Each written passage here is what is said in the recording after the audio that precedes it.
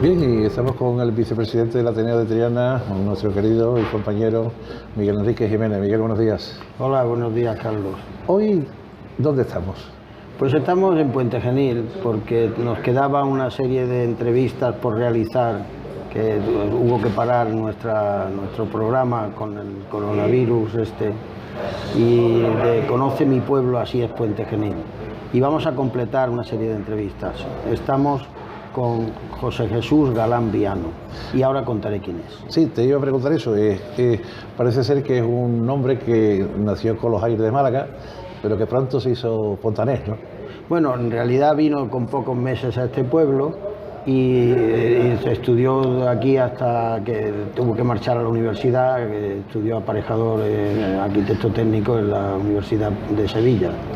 Entonces, él se siente pontanés en gran parte, aunque su genética es de Málaga, pero está identificado, es decir, es un hombre que se ha forjado en principio culturalmente aquí en la primera etapa hasta los 17 años, y luego ha seguido su carrera en Sevilla como estudiante y él ha ejercido luego en Málaga y en Torremolinos, concretamente como aparejador municipal. Y estar en Puente Genil y no ser de una collación o automáticamente uno de los cuarteles, pues no está uno contento, ¿no? ¿En la cual pertenece? Bueno, él fundó con 6 más, con 7 hermanos, como decimos aquí, más, entre ellos yo. Fundó el cuartel, la Corporación Bíblica Judith y la degollación de San Juan Bautista, que eso fue un hecho que se produjo el 28 de febrero de 1965. Y compartimos unos cuantos años, mientras él pudo seguir viniendo a la Semana Santa de Puente Genil, continuó con nosotros. Bueno, si tú me permites, vamos a continuar ya presentando al personaje. Y el personaje ya lo estamos viendo, entonces José Jesús Galán. José, buenos días. Buenos días, Carlos. Pues primero un saludo muy cordial, gracias por estar con nosotros y por venir de la mano de Miguel Jiménez, que siempre es una auténtica garantía de amistad. Si me trae Miguel, pues voy con él con los ojos cerrados a donde él me dé, porque siempre que le he hecho caso me ha salido bien. Vamos a hablar de tus 4 facetas, vamos a hablar de la humana, vamos a hablar de tu profesión como arquitecto técnico mucho tiempo en Torremolinos, vamos a hablar de tu forma de entender la vida a través de la escritura, a través de las novelas que tienes planteadas y después hablaremos de ese futuro que tienes previsto para hacer otras cosas distintas. ¿Qué recuerdas tú de tu niñez? ¿Cuándo llegaste aquí a Puente Genil? Bueno, yo la verdad es que mis padres ya vivían en Puente Genil cuando yo nací. Lo que pasa es que mi madre era desconfiada y entonces para el parto se fue a Málaga a los regazos de su madre, ¿no? Entonces nací allí y al pasar la cuarentena pues me vine a Puente Genil porque mi padre trabajaba aquí en Puente Genil. Entonces yo Puente Genil lo he mamado desde pequeño, ¿no? Yo desde que tengo la suerte de ser amigo de Miguel y de venir a este pueblo te engancha. Este es un pueblo que dice, bueno, esta gente como son capaces entre 2 fardas de un río, media montaña y una llanura, ir al mundo entero pregonando con el escudo de Puente Genil que aquí no hay fronteras, ¿no? El emprendimiento es importante aquí en este pueblo. Puente Genil es un pueblo de artistas. Puente Genil es un pueblo además de los más hospitalarios. Aquí quien viene y a nadie se le pregunta de dónde eres. Esto es un pueblo acogedor y un pueblo que gusta. Y sobre todo tiene una Semana Santa que es única. Esa Semana Santa además acoge a una serie de gente que los convierte en hermanos, son auténticos hermanos. Yo tuve la suerte de refundar una corporación que se llama El Degüello. Tiene un nombre más largo, pero lo resumimos en eso. Y ahí pues estoy encantado de que en un azulejo que dice quiénes son los fundadores estoy yo. Por motivos de una enfermedad que tuve cuando joven y tal, ya me salí y ya fue el matrimonio y fue los hijos y fue tal lo que me apartaron un poco. Pero bueno, en aquel tiempo yo era pues, muy joven y la verdad es que Puente Genil, yo los recuerdos que tengo de Puente Genil es, y la conclusión a la que yo llego de Puente Genil es que yo en Puente Genil me hizo hombre. Tuve la suerte de tener unos amigos incomparables y los conservo todavía, claro, evidentemente. Esto es una villa ancestral, es una villa que procede del Pontón de Don Gonzalo, es una villa que además tiene una parte de Vila Ginell, que es una primera parte que empieza a florecer dentro de este lugar, y después su gente son un poco universales, es decir, es como la Barcelona europea de los siglos del año 60 en España. Es decir, aquí cuando se llega se entra en otro territorio, porque es el territorio de la gente que saben hacer cosas, que buscan mercado y que no le importa estar aquí porque su producto llega a Europa. Efectivamente. Y eso tiene un valor añadido. Hay una cantidad grande de emprendedores que han puesto el nombre de Puente Genil en sitios muy lejanos, en sitios que parece imposible que haya llegado a iluminarse, digamos, porque ya sabe de qué estamos hablando. De los Jiménez, sí, son amigos nuestros. A iluminarse el mundo desde Puente Genil. Y después aquí se están haciendo los puentes, equipaciones dentro de unos camiones que hacen unos puentes grúas, unos puentes que se utilizan en Europa para la OTAN. Aquí hay un vino que es extraordinario, que recorre casi el mundo entero. Sí. Yo cada vez que vengo me llevo mi dosis porque el vino de Málaga es muy famoso, es un vino dulce muy bueno, pero a mí el vino que me gusta es de Puente Genil, me gusta el vino seco. Y es algo, pero hay una persona que le gusta todavía más, que es a mi mujer el vino de Puente Genil no lo perdona. Además se bebe todo lo que haga falta y se queda igual y yo caigo antes que ella, siempre. Oye, José, aquí la Semana Santa es muy importante, pero quizás lo más definitivo, independientemente de la parte folclórica, de la parte de puesta en escena, del Imperio Romano, de todas las cosas que nos saben a gloria, porque los sevillanos tenemos una pasión por los romanos increíble, somos romanos. Decirte que a mí lo que me impresionó fue cuando Miguel me hizo subir esa cuesta enorme que llega a un lugar donde una cruz delimita 4 de los grandes poetas de esta tierra, y que además con un azulejo en la esquina de un quinto que aparece, pues entramos a ver al Señor, al terrible, al Nazareno, al gran poder de todo el universo que se encuentra aquí, ¿no? Y la verdad es que uno se emociona cuando va a verlo, ¿no? Sí, porque tiene una cara que emociona, es decir, es que no solamente lo que representa, sino que es que está muy bien representado, porque es una imagen que se le mira la cara y te está mirando, es una mirada exquisita, es una mirada, a pesar de que se le diga el terrible, la mirada no tiene nada de terrible, la mirada es incomparable, ¿no? Es desde 1600 y pico que llegó la imagen al pueblo. Sí, es la determinación después con un calificativo. Es terrible la muerte que has tenido, ¿no? Es decir, ahí está, y después la mirada, que digamos que es la esperanza del cristiano, ¿no? Ahora mismo me estoy acordando del romance que me dedicó Santiago Reina, un heredero de Manuel Reina, en el cual se describe toda cómo llegó al pueblo y todo lo que levantó en el pueblo.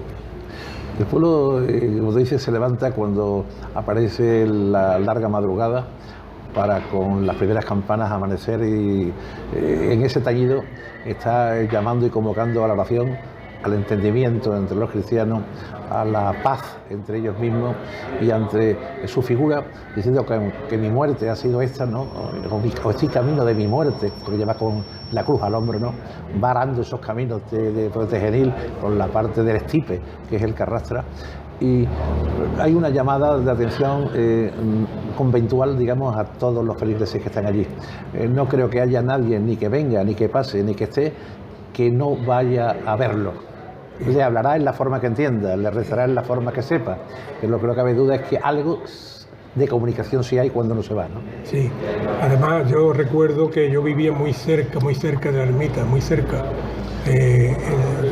prácticamente en la esquinita de la cuesta Amargura, que es la que sube, y yo escuchaba de niño, desde allí escuchaba yo los tambores de los romanos cuando subían a tocar la diana, que sabrás que es uno de los momentos cumbres de la Semana Santa de Puente Genil, y cuando está amaneciendo sale de ese pórtico, eso es que pone los vellos de punta.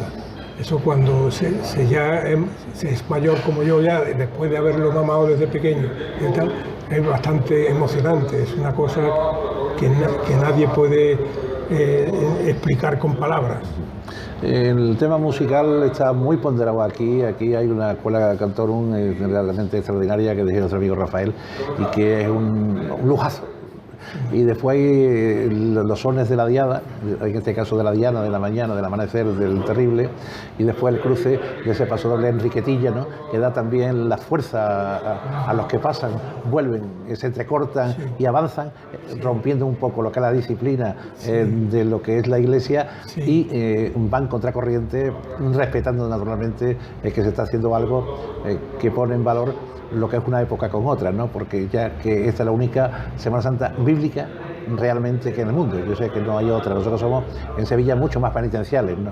Sí, es una cosa diferente, completamente diferente. Aquí la representación bíblica, además, arranca desde el Antiguo Testamento. Hay muchas corporaciones, muchas figuras que arrancan en el Antiguo Testamento. Incluso, por ejemplo, sin ir más lejos, en el degüello hay una figura que es del Antiguo Testamento y las otras 4 que son del Nuevo Testamento. Judí, la degollación de San Juan Bautista, allá por la Babilonia antigua, y después el tema del degüello del Bautista. Como son 2 degüellos, se unieron y se representan en una misma corporación los dos. Y eso no creo, lo que yo sepa, no lo he visto en ningún sitio. El Antiguo Testamento en la Semana Santa no lo he visto en ningún sitio. Solamente existe un paso en Sevilla alegórico, que es el decreto. Ya es la parte de San Agustín, la parte de la iglesia, la parte profana ya no es la vivencia de la gubia en lo penoso de un Cristo que expira o de un nazareno que anda, sino está hablando un poco de la iglesia más joven, recordando un poco a la fe, la esperanza y la caridad. Pero seguido avanzando, José, entre trabajo y trabajo, está tu afición por los pinceles, ¿no? Y además estás en un mundo que es el más difícil. El más difícil es el de la acuarela, porque el óleo se puede retocar, se puede refinar siempre algo. Tú en la acuarela trabajas sobre los blancos y es, aunque absolutamente imposible, rectificar una acuarela. O la haces o te equivocas, ¿no? Bien, esa equivocación, cuando empiezas, hasta que no dominas un poco la técnica, que tiene que ser rápida, es decir, la acuarela, bajo mi punto de vista, hay que empezarla y hay que terminarla. No puedes pararte por medio, salvo que sea acuarela que tú ya has estudiado, que la puedes hacer por partes, por etapas, pero acabando etapa por etapa. Es decir, tú no puedes pasar a la segunda etapa si no has terminado la primera, porque se trabaja en fresco. Es como aquellos frescos que se hacían en las bóvedas de las catedrales. Entonces, es verdad, no se puede rectificar, porque es transparente, la acuarela es transparente. Quisiera, porque hemos estado hablando de Semana Santa, desde el punto de vista de cómo ha sentido Pepe Checa, que te voy a llamar Pepe Checa, porque aunque te llamas José Jesús Galán Viano, todos te conocemos como Pepe Checa, eres nuestro amigo. Vale. Entonces, yo quisiera no solo hablar de Semana Santa y de sentimientos, que es muy importante en la vida, sino que manifestar, que tú manifiestes si Puente Genil, el carácter de Puente Genil, emprendedor, el carácter de sacrificio, espíritu de sacrificio, de luchador, de tener productos y servicios competitivos, te ha influido para el desarrollo profesional tuyo en Málaga y para los ratos de asueto, no sé, empieza por contarme algo de eso. Bueno, yo en principio he dicho que en Puente Genil salí muy joven, pero he hecho ya casi un hombre. Puente Genil fue quien me hizo a mí un hombre. Me completé en Sevilla, y me acuerdo que empecé a estudiar en el pabellón de Brasil, en La Palmera. Y recuerdo una anécdota que se puede contar, porque Al lado del pabellón de Brasil había otro pabellón, que no recuerdo ahora de qué país. De Colombia. Colombia, bueno, pues en el pabellón de Colombia había una clínica o un hospital de parturientas. Fátima, la clínica de Fátima. No sé si era de beneficencia o si era privada. Privado, creo.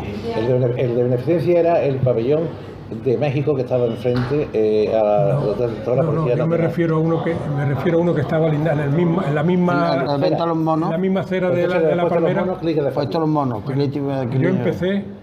Yo empecé en el pabellón de Brasil. Bueno, y me acuerdo que estábamos dando clase y se oían los gritos de las parturientas. Eso es una cosa que bueno, pero eso no viene.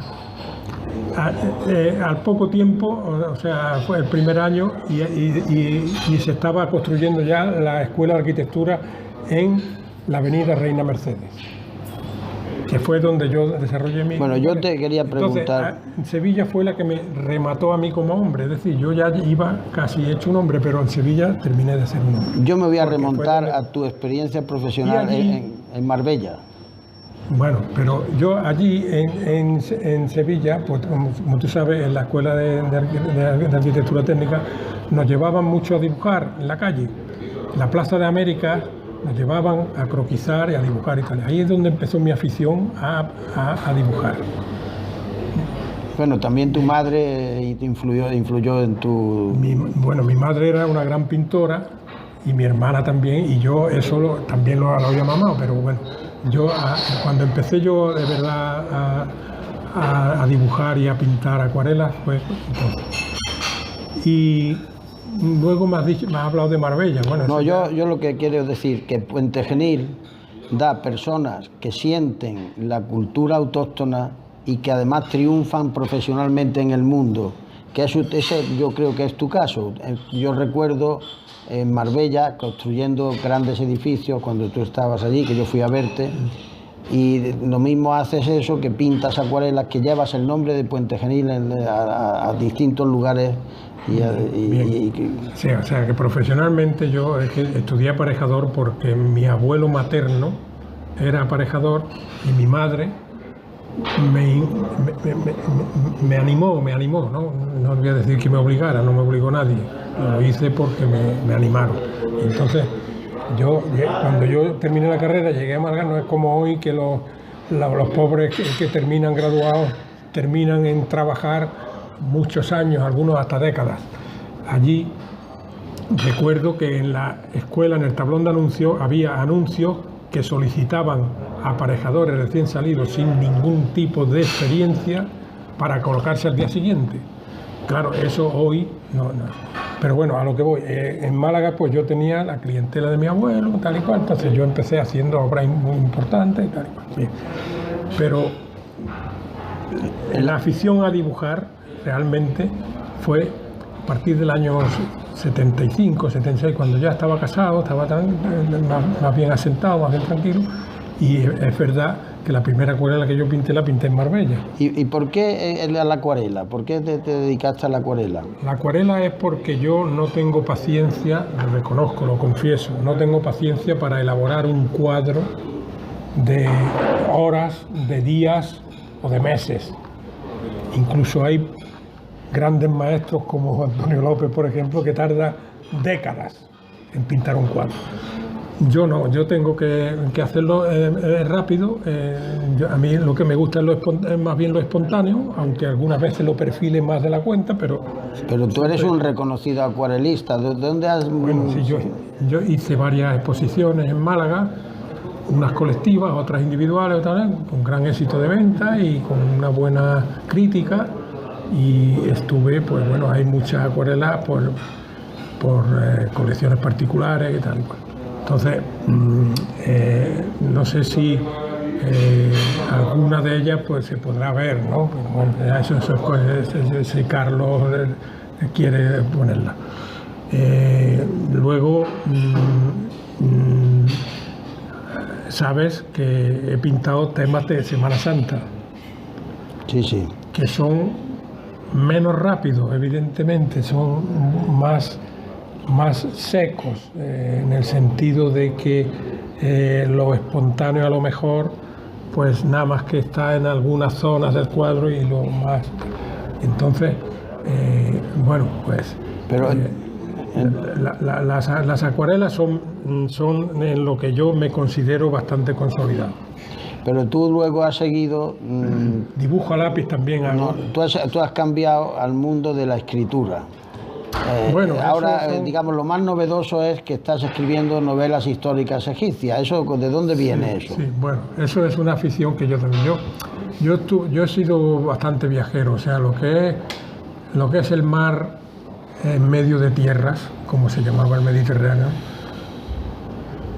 lo he pateado bastante, ¿no? He estado en Marruecos, he estado en Italia, he estado en Túnez, he estado en Turquía y he estado en Egipto. Y Egipto fue algo que me impactó. Egipto me impactó. Estuve por allí bastantes días, estuve viendo toda esa volumen de piedra antigua imperecedera, porque estamos hablando de monumentos que tienen 4.000 y pico años, 3.000 años, tal. Y es algo que esta gente sabía lo que estaba haciendo, porque sabían que lo estaban haciendo para la eternidad. Entonces, a mí, un poco influido por mi profesión, pues también yo admiraba esas obras. Entonces yo estuve un tiempo que ya te digo, allí pateándome aquello y me impactó. Pinté de Egipto muchísimas cosas, está todo vendido, ya no recuerdo. Tengo algunas fotos de algunas cosas que me quedé, que yo tenía que haber hecho un reportaje fotográfico y me he quedado con ellas, pero bueno, eso se pasó. Pinté también mucho de Italia, pinté de Marruecos, tú tienes alguna de Marruecos y tal, pero lo de Egipto me impactó. Entonces yo me dediqué a partir de entonces, que aquello fue en el año 89, a leer mucho sobre la historia del Antiguo Egipto, a leer, ya te digo, por un lado la historia y por otro lado la novelesca que había estado de moda, muy de moda, al final del siglo pasado, las novelas históricas ambientadas en el Antiguo Egipto. Entonces yo he leído muchísima novela histórica y también mucha historia. Entonces, pues bueno, pues un día me dije, ahora viene otra parte que no vas a relacionar, y es que yo tuve una nieta que era muy mala para comer. Era tan mala para comer que yo tenía que, mi hija dándole de comer, y yo tenía que estar contándole cuentos que se quedaba ella embobada. Yo contaba cuentos, pero no le contaba Caperucita Roja, ni los 7 enanitos, ni nada de eso. Yo le contaba cosas que se me iban ocurriendo sobre la marcha. Influido por los viajes, influido por el impacto que me produjo Egipto, pues le contaba cosas de arqueología, le contaba cosas, y ella, una niña tan pequeña, se quedaba embobada de tal manera que se tragaba toda la comida. Entonces mi hija me cogió ya como... A partir de ahí, un día mi hija me dijo, papá, ¿de dónde sacas esos cuentos y tal? Pues mira, hija, se me va ocurriendo. Eso lo tienes que escribir, eso tienes que escribirlo, eso tienes que escribir. Yo decía, escribir, ¿yo qué voy a escribir? Bueno, entonces yo me tiré a la plaza como un espontáneo, animado por la familia. Pero es por tu timidez, yo creo, ¿no? Y me considero, si te digo la verdad, un intruso. No. Me considero un intruso. La verdad que yo no podía esperar que los que entienden del tema y lo han leído me han dado muy buenas referencias, me han dicho que muy bien. Bueno, entonces estoy... Sí, ya sé yo que hasta algún académico... He escrito tres novelas que son para mis 3 hijos. Y esa es una trilogía que discurre por todo el Mediterráneo y que eso no se va a publicar jamás porque es una. Pero después de eso he escrito otras 3 que ya tienen otro carisma, que es publicable. Entonces, según me han dicho los que entienden. Y entonces ahora estamos negociando una que se llama Un cristal bajo el trópico, que espero que alguna editorial esté interesada y que se pueda publicar. Tengo noticias que la han leído en alguna editorial. Es una historia que son dos historias que discurren paralelas, una en el 1500 a.C. y otra en la primera mitad del siglo XX, en la preguerra civil española. Y es pues un capítulo va alternando con el otro y se van produciendo una serie de coincidencias basadas sobre todo en los movimientos del Sol, en los movimientos de la Tierra y en una fecha concreta que es el día de mi cumpleaños, el 25 de junio. Digamos que el año pues queda en suspenso, pero todos los 25 de junio yo cumplo años. Entonces yo he jugado con esa fecha que es muy cercana al solsticio de verano. Entonces pues he jugado con el trópico de Cáncer, que pasa por el sur de Egipto. En el 1500 pasaba por un sitio y hoy pasa por otro, porque el trópico de Cáncer se va desplazando, como todos sabemos, hacia el sur.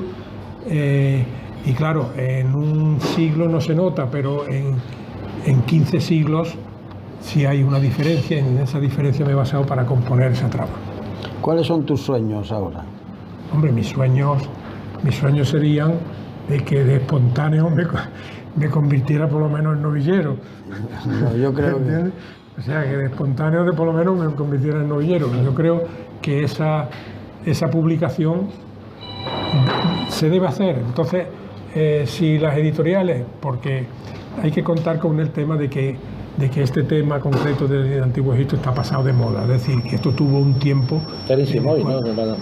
Terence Moy escribió uno sobre Nefertiti, otro sobre Cleopatra, otro el arpista ciego, no digas que fue un sueño. Sí. O sea, todo eso lo he leído y era un escritor muy bueno, un escritor muy sensual, todo eso lo he leído. He leído lo de Christian Jack, que tiene por lo menos 30 novelas, el Sinuel egipcio de Baltari, eso lo ha leído casi todo el mundo. Serra, Antonio Cabanas, que ahora hace poco se ha anunciado que ha publicado una sobre la reina Hatshepsut. En fin, he leído bastante sobre... Bueno, parte sobre historia y parte sobre novela histórica. Pues se da la circunstancia que dos pontanenses, tú y yo, hemos ido a Egipto por diferentes motivos. Yo he ido con mi compañía Unión Fenosa y construimos una planta de licuefacción de gas en el puerto de Damieta. Yo lo veía a Egipto como una parte industrial y el gas natural. Por supuesto que las pirámides, Keops, Kefren, Miserino, Dasur, yo estuve en muchos sitios porque hay que aprovechar los intangibles del trabajo. Pues dos pontanenses que han llegado a países árabes o al mundo, otros han llegado de otra manera, con el nombre de Puente Genil siempre como pendón. Yo te auguro mucho éxito en tu novela esta que está ahora en fase de prepublicación y estoy convencido de que serás pronto bestseller en algo. Bien, Dios te oiga, bien. Como referencia que cada 25 de junio del año 46, y fue la fecha en que él nació, fue... Se lo sabe. Siempre baraja esa hipótesis de buscar cosas nuevas. Hay un apartado que Toncel escribe Arrepentido, que es la segunda obra de tu forma de entender la vida a través de la escritura. ¿Y por qué? ¿Y por qué es un escriba arrepentido? Bien, esa es una historia que ha estado por muchos siglos oculta y al final los científicos han descubierto la razón. El reinado de Ramsés III fue uno de los más importantes, más brillantes de la historia de Egipto. ¿Por qué? Pues bueno, pues porque antes de él había una serie de revueltas, incluso guerras civiles, que él pudo controlar y aplastar. Y la historia lo reconoce como el Salvador de Egipto. Y muchos egiptólogos lo llaman el último gran faraón, porque detrás de él ya lo que vino fue más bien. Entonces, ¿qué ocurrió con este hombre? Bueno, pues este hombre, aparte de poner a Egipto en su sitio, porque hizo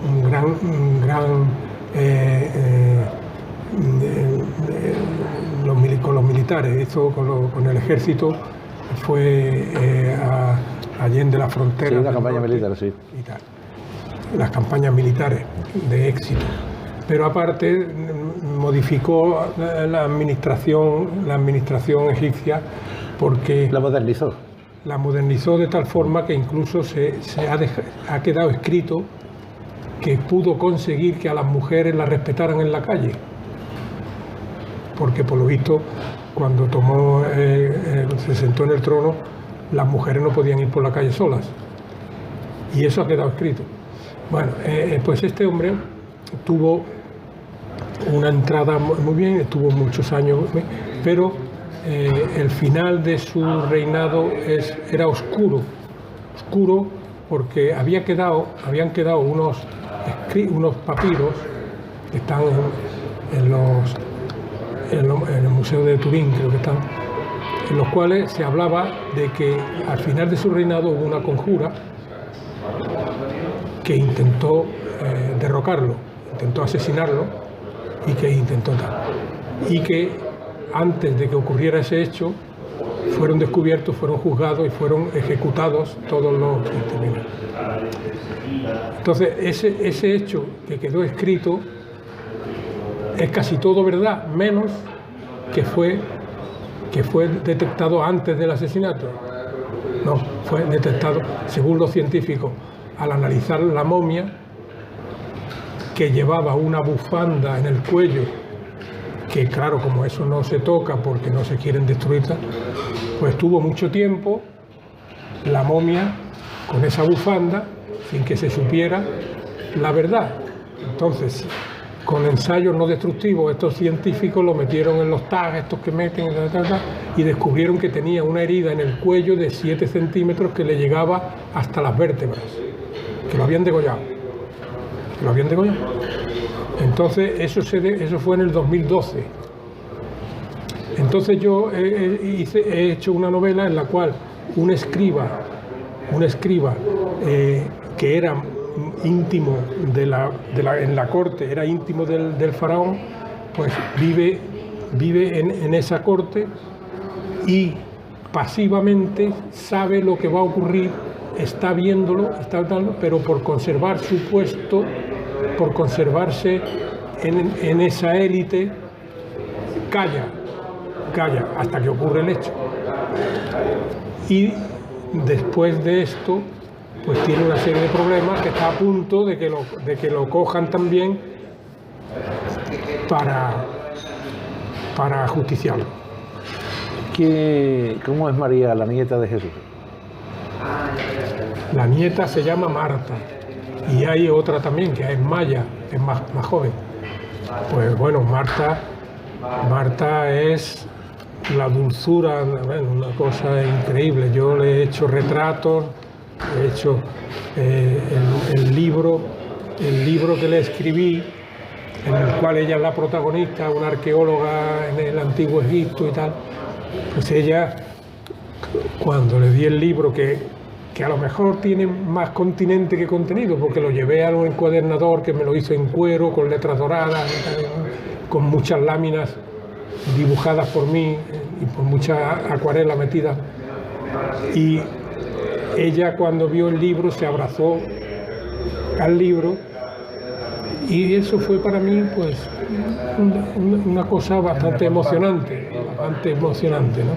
Esa es Marta. Marta hoy tiene ya 14 años y tiene el libro como una reliquia auténtica, pues, bueno, sentirse protagonista en una novela. José Jesús, has hablado con Miguel antes de tu acuarela. ¿Qué tipo de acuarelas hace? ¿Hace paisaje? ¿Hace marina? ¿Hace figuración? He hecho marinas, he hecho también paisaje, rústico y urbano. Y lo más difícil es el retrato en acuarela. Muy complicado. He hecho retratos de mi familia y tal y cual. ¿Por qué? El retrato tiene un gran inconveniente, lo dicen todos los pintores, y es que el retratado nunca está contento. Nunca está contento. Y hay verdaderos retratistas que lo hacen tan bien, que captan el alma. Bueno, ¿cuántas fotos hay de las personas que dicen, este no soy yo, esto está muy mal, aquí no estoy yo bien, aquí no está... ¿Cuántas fotos? Bueno, pues para encontrar una foto en la cual tú te sientes allí, te ves allí, haces mucho, pues eso, captar el alma es mucho más complicado. Entonces, entre ellos le he hecho uno a... He tardado mucho tiempo porque me lo tenía pedido. Ahora, no lo desvele porque eso lo vamos a hablar ahora al final de la entrevista. Bueno. No lo desvele todavía. En tu alquimia de colores, porque la paleta de acuarela es muy complicada y además es siempre un riesgo, ¿no? Es un invento continuo porque no hay... no es el óleo que tú lo puedes trabajar, que más o menos lo conoces. La pintura de la acuarela, mete el pincel y tiene que unirse 3 o 4 cosas y es algo desconocido. ¿Tú que eres romántico del azul, de los rosas, de los verdes? Bueno, eso he tenido etapas. He tenido al principio... los colores me costaba... Definirlos, sí. Me costaba... Tenía timidez. Por no pasarme, pues a lo mejor la envolvía toda la acuarela en un tono, el cual, pues bueno, no era colorista. Después he ido... y ha sido poco a poco cuando el color me ha ido saliendo. Y las últimas a lo mejor pues son las que tienen más color. Oye, qué mágico es cuando le metes los azules cielos, lo degradas y sobre el blanco se forma esa constelación única, y cuando haces el horizonte con ese perfil horizontal que es capaz de dividir la Tierra en 2 partes, cuando pase 3 partes y lo hace arena para que se convierta en ola, es apasionante la acuarela. Sí, la acuarela sobre todo tiene una cosa, que es que el blanco manda. El blanco está en el papel. No hay blanco en la acuarela. No hay blanco. Existe. El blanco está allí. Entonces tienes que trabajar en negativo, es decir, al revés. En el óleo se trabaja al revés. Es decir, se hace los oscuros y después vas dando claro la luz. Aquí al revés, la luz está en el papel. Lo que pasa es que, claro, que hay que manchar en ciertos sitios para que la luz salga al contraste. La luz es lo más importante de un cuadro. Lo que la fotografía es luz. No hay mejor fotógrafo si no existe buena luz para lo que tú vayas a ejecutar. Es decir, ahora mismo tenemos una luz magnífica, ¿no? Aquí vemos los 2 planos de tanto Miguel como José Jesús Galán.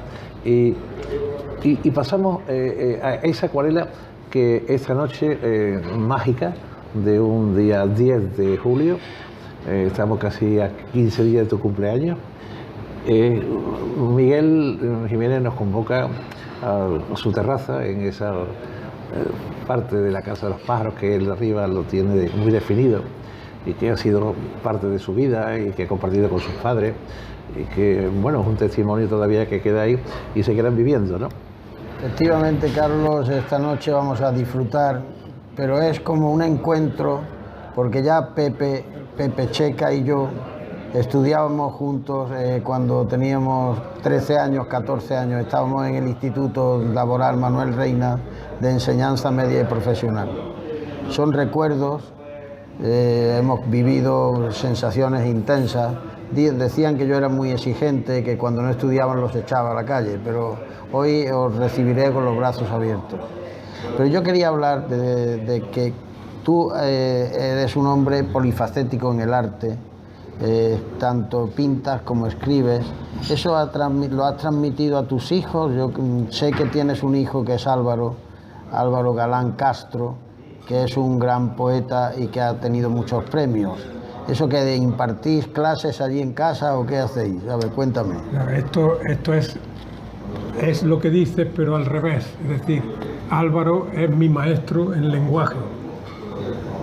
Álvaro es letrado, ha hecho licenciatura en literatura comparada, es un forofo de los libros. Yo me acuerdo que siendo aún con 13 o 14 años, me acuerdo que me pidió que le comprara una colección de los escritores clásicos griegos y se los leía Se leía a los clásicos griegos con 14 o 15. Pero era triunfar la poesía, ¿no? Está consagrado, ha hecho una carrera de verdad que es brillante. Tiene premios que ahora, si queréis, os puedo decir más o menos lo que la historia desde que escribió El Lucero del Ala en el 2001, que Málaga, el ayuntamiento le concedió el premio Málaga Crea de poetas jóvenes, pues el premio fue que lo llevaron de representante de Málaga en letras a una bienal que se celebró en Atenas, de toda Europa. Bien, ese fue el primero. A partir de ahí vino El Cuerpo Eléctrico, la canción de amor de Pablo Vinet. Todo esto lo tenemos en internet, o sea que esto no solamente lo digo. Ordo Amori, Los frutos de la herida, que es el premio Salvador Rueda en 2016. Ficciones familiares, que es el Ricardo Molina, que ganó en Córdoba, como tú bien sabes, que tú estuviste allí un día. Y Del pájaro que canta en los días aciagos, que es el último, que es un certamen de letra hispánica aquí en la Universidad de Sevilla, Rafael de Coza. Bien, y ya te digo, es en cuestión de lenguaje y de idioma, es mi maestro. No soy yo su maestro, no, él es mi maestro. Bueno, algo tendrá el agua cuando la bendicen. Yo diría que bien. Lo que me enorgullece es que Álvaro, en cierto modo, yo me adueño de que espontanees también un poco. ¿Entiendes? Sí, bueno, él aquí sabe de la existencia de los poetas pontaneses y me pregunta, me habla, me dice, y todo eso, pues, yo muchas veces, pues claro, lógicamente, soy su padre y le he hablado mucho de Puente Genil, evidentemente. Él no ha venido por aquí, me parece que ninguna vez, pero bueno, siempre, nunca es tarde. Habrá que inculcarle. Algún día podemos invitarlo a la corporación. A la corporación del Degüello. Claro. Muy bien. Bueno, esto es lo que escucharemos quizá esta noche en la cena que va a dar Miguel Jiménez en su casa y que vamos a adelantarlo un poco, ¿no? Estás hablando de tu hijo, de ese magnífico escritor, y déjanos con algún poema suyo. Bueno, pues yo aquí traigo un soneto que lo escribió hace muchísimo tiempo y seguramente si ve este vídeo me va a regañar, porque su poesía, como todos los artistas, van evolucionando y esta, pues bueno, la escribió cuando empezaba. No creo que tuviera 20 años. Se llama Sonata Autumnal y dice así: arboleda de los sueños otoñales, acunada por anhelos de la brisa, de tu voz de octogenaria poetisa, yo he gozado los más tristes recitales. Allende alegres maternos ventanales, de la casa solitaria mi pie pisa. Un palacio de hojarasca que, imprecisa, me corteja con sus valses funerales. Voy nimbado por tu áurea sombra, custodiado por el ocre remolino, que me engrilla a los arpegios de tu alfombra, porque es tu senda la que abre mi camino, y el recital de tu voz solo me nombra. Arboleda, son tus versos mi destino, y lo fueron.